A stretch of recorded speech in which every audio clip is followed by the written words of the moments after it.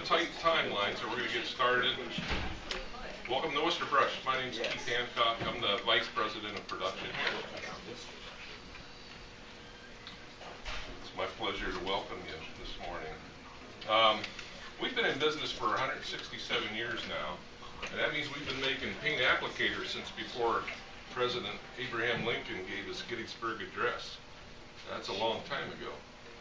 What's surprising is, though, if you look at 167 years and do some math and take 25% of that, that's about 42 years. We've got 17 employees that have been here longer than that. We've got 2 employees that's been here longer than 50 years working in the factory. And we have over 130 employees that have achieved 25 years of service. Well, that's because Worcester Brush is a great place to work. Why would I say that? Because we know that our employees are our greatest asset. In the 1920s, we formalized a code of employee relations to seek employees with the highest quality, respect their individual rights, pay competitive wages, assure each person the right to discuss concerns with management, and do all these things in the spirit of friendliness and cooperation. When you start your first day at Worcester Brush, you're going to make friends that you'll have for the rest of your life. And because you're at your job 8 hours a day and 5 days a week, I would think you'd want to be able to enjoy what you do. When you're on your tour today, take note of the employees that you see out on the floor and see if they look happy and content. If you like making paint applicators, and you're ambitious and motivated, energetic, have a great attitude, you just might have a chance to move up within the company if you work here.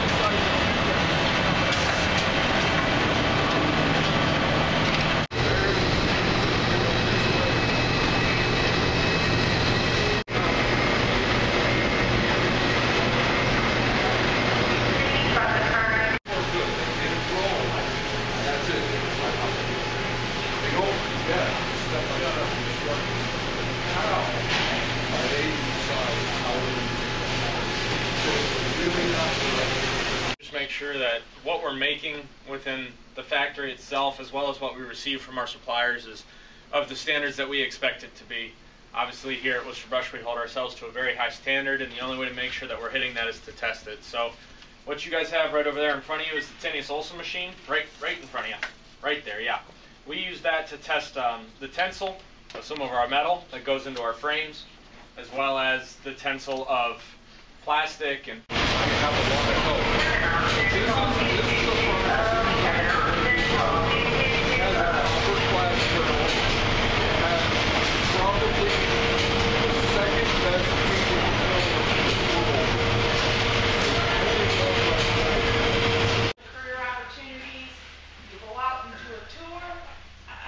Make sure that you, if I don't have paper and pen, but put up your questions that you have as you go around and see different jobs, and then we can talk about those careers when you get back, and we'll have the gifts and all that kind of stuff for you when you get back here.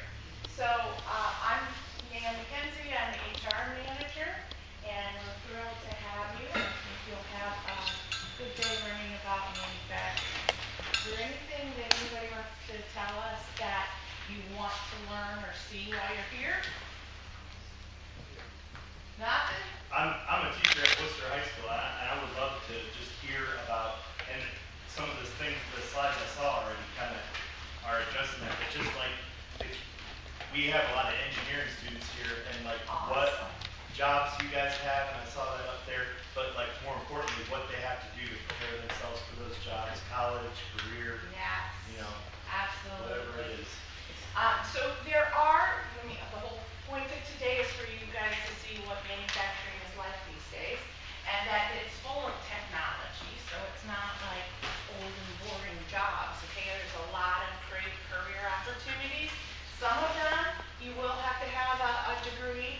Most of them you don't.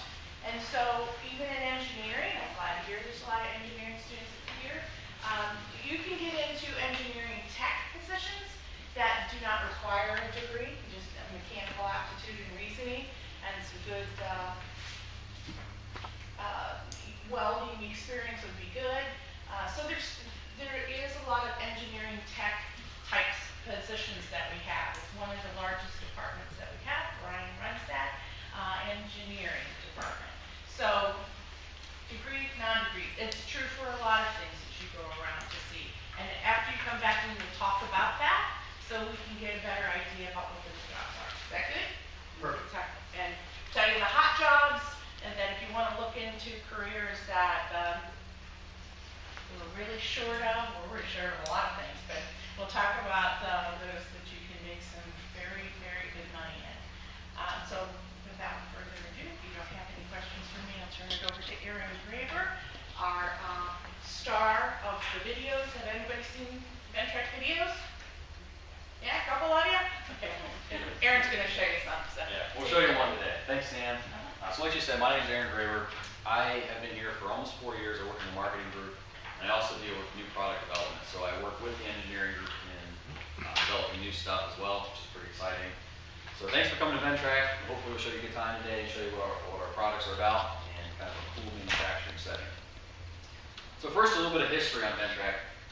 Obviously, you guys kind of have seen them around the community. Is anybody familiar with Steiner tractors? You've seen those too? Okay. So there's some history there. That's kind of where we got our beginnings. Ventrac is a family-owned company by the Steiner family. So the picture you see up in the top left, those are the 7 original Steiner brothers. And several of them are still involved in the business today. It continues to be family-owned. And the rest of the pictures that you see are kind of a look into the past and what brought us to our history now. The tractor in the middle on the top row is one of the original 7 tractors that they built. And that was kind of proof of concept for this exact style of tractor that we still continue to produce today. And then sometime in the late 80s, they sold off, and the Steiner tractor line went to another company, and it exists today out of Wisconsin after changing hands a couple times.